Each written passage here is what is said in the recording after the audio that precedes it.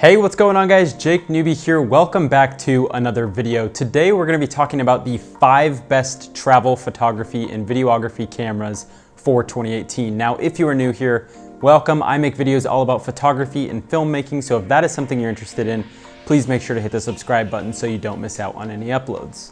Like I said, we're going to be talking about the best cameras for travel content creation, so let's not waste any time and jump right into it. Quick side note, keep in mind these are in no particular order. All of these cameras are great in their own ways. Number 1 on the list is the Sony RX100 Mark V. Now this camera in particular is the most expensive of the cameras on this list, coming in at $950 US. However, it's not expensive just to be expensive. It does come with some pretty professional features.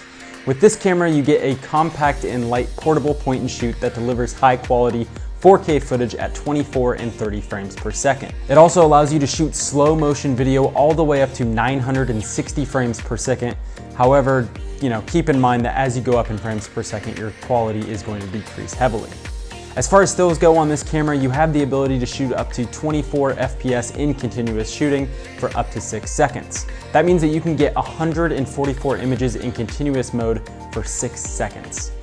Aside from the technical side of this camera, you can see that it features a 3-inch screen on the back as well as an electronic viewfinder. The lens on the front gives you the ability to shoot as wide as 24mm and as tight as 70mm.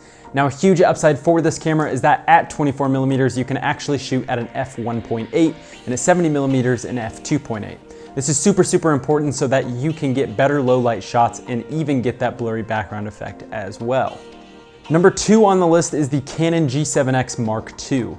This camera comes in at $680 and features a 1-inch 20-megapixel CMOS sensor that actually handles low light quite well. Much like the RX100, you get a lens that features an aperture that ranges as low as 1.8 at 35mm and 2.8 at 100mm. Like I just said, it's a range of 35mm to 100mm, which means we aren't going to be able to capture super wide landscape shots with this camera. However, we will be able to get tighter shots from farther distances because of the longer focal length. This camera also has image stabilization and continuous autofocus as well. As far as stills go, you can capture up to 8 frames a second, up to 30 frames, which isn't even close to the RX100 Mark V's 24 frames per second. However, both the G7X and the RX100 feature screens that flip up, which is perfect for vlogging or just taking the perfect selfie. But with the G7X, you can actually use the screen to change settings or set focus areas. This camera is lacking a viewfinder, however, which could potentially be an issue depending on how you use it. Number 3 on the list is the Panasonic G7. Now, personally, I am a huge fan of the G7, especially for the price tag. I would argue that this is one of the best bang for your buck type of cameras on the market right now. The G7 comes in at just under $600, and now I will say this camera isn't for someone who is looking for a simple point and shoot style of camera. However, if you are willing to carry a little bit extra weight and a little bit bigger of a setup, you will definitely have some pretty awesome features. For starters, let's talk about the sensor. The G7 features a micro 4/3 sensor, which will massively improve the dynamic range and low light possibilities when using this camera.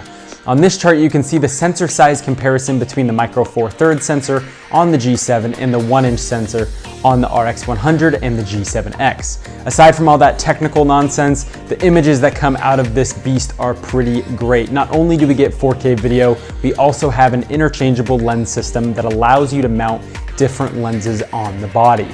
However, I do believe the camera does come with a 14 to 42mm lens to start out with.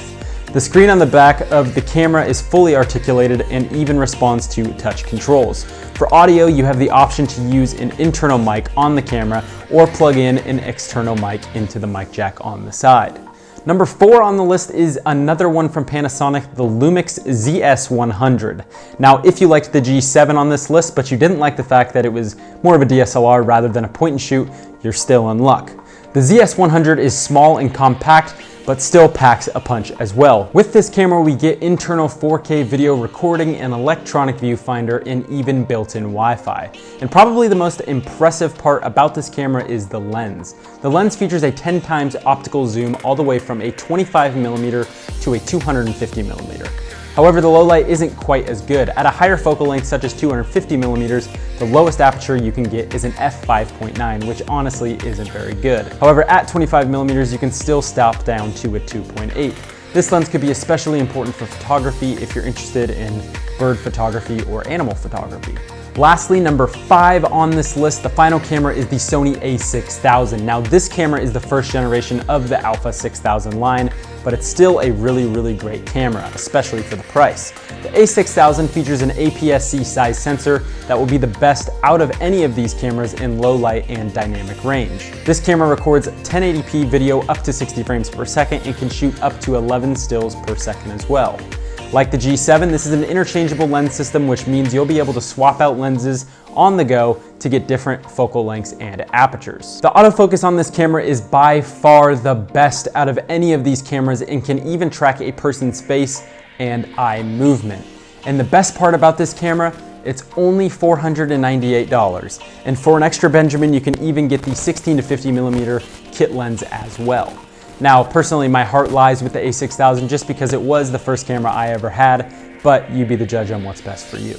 That's pretty much gonna wrap it up today, guys. Thank you so much for watching. I'm curious to know which camera that you guys like out of this list, so please let me know down below which one you prefer and why.